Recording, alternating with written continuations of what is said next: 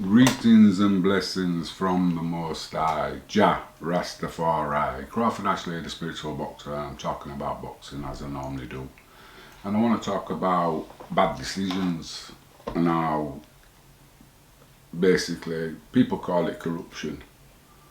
But it's been going on from the very beginning. There's always been bad decisions because it's down to people's personal opinions and what they look for.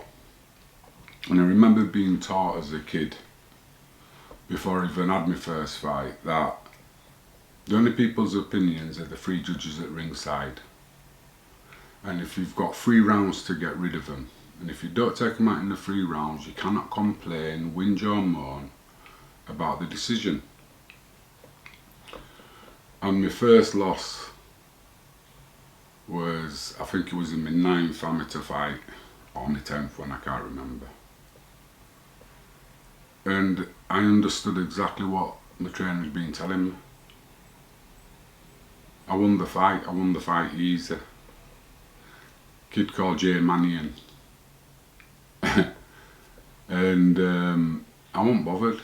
I really wasn't bothered. I think I was in the northeastern counties up at Ellesmere Port. And that year, everybody lost. That was the away fighter, except for Peter Coleman, who stopped his man. So when I won the schoolboys the following year, or the year after that, I had to stop everybody. And I didn't go in there, I just went in there to win. But I realised that if it went to points, I wasn't going to get it. And it was the same in the pro game. My first loss was against Glass Campbell. I've got it on video somewhere, or Eric Guy's got it, I think. And you can watch in my first 8 round, 8 twos. And at the end of the fight, the referee raised his hand and then came over to me and said, I won that. I just told him to fuck off. Same old, same old. But it's one person's opinion.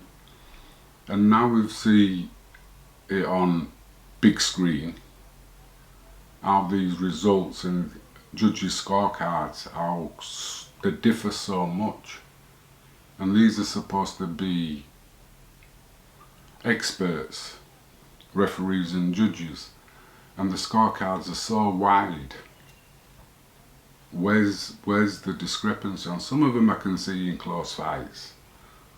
But in others, some don't seem right. And the thing is, there's a big spotlight on it now. So I think boxing needs to have a good, like Russ says from Parky's Corner, have a good clear out. We need to get rid of all this dead wood to save the sport, because boxing's dying. Because the fans want to see the best fighters fight. And with all this YouTube, it's like, I was talking about having a good trainer. But boxers, you got to remember, do you want to be a celebrity or do you want to actually be a boxer? Because you can't do them both. If you remember a kid called Ordinary Harrison, he won the gold medal, then fell in love with the celebrityism of being a boxer. Didn't achieve anything as a pro because he wasn't in the gym, he was out at all the parties, the fancy lights in front of the cameras. And it seems like that's what more and more people are looking at. But if you look at back in the, what I call the golden era of boxing, back in the 80s, the best boxers weren't chasing celebrities is what we call it. So, do your work in the gym, and when you put on good fights, promoters, when you put on good fights, you sell the show. You don't sell one kid, you sell the show, sell the whole show. When people come to your show, they know they're going to see 50-50 boxing matches. That's all we want to see. We want to see good fights. Mismatches don't do anything for boxing. Actually, it's a detriment to it, and you can get kids hurt, and then That's worse. And the board are the biggest culprits for these mismatches. You know, so it's like all on undercards of the big fights. The kids will get peanuts.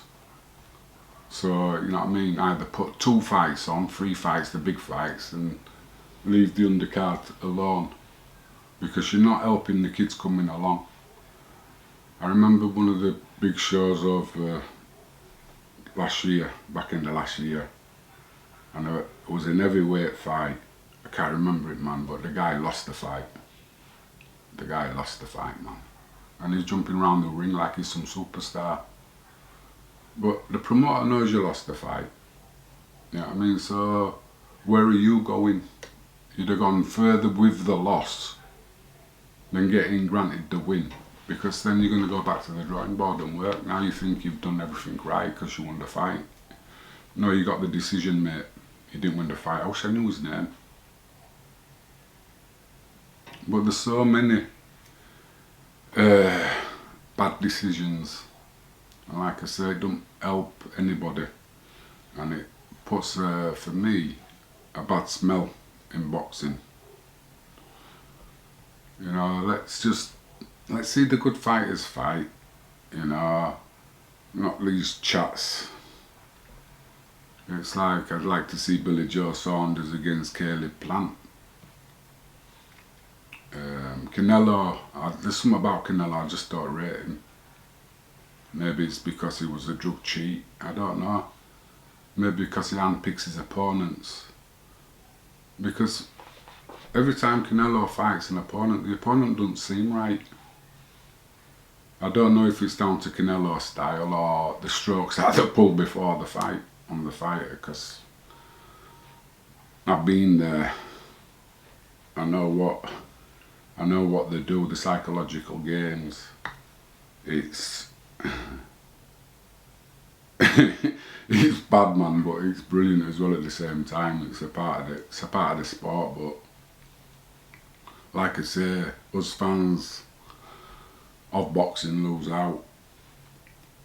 And I've been a fan of boxing, not just a student of it, but a fan of it from as long as I can remember.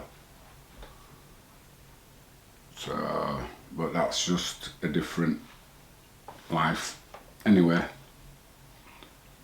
I don't even know what I was talking about, but if you liked it, please subscribe, leave a like, because something to do with algorithms on YouTube, because I'm trying to make this into a bit of a business, see if I can get YouTube to pay me, so I need some subscribers for that. Anyway,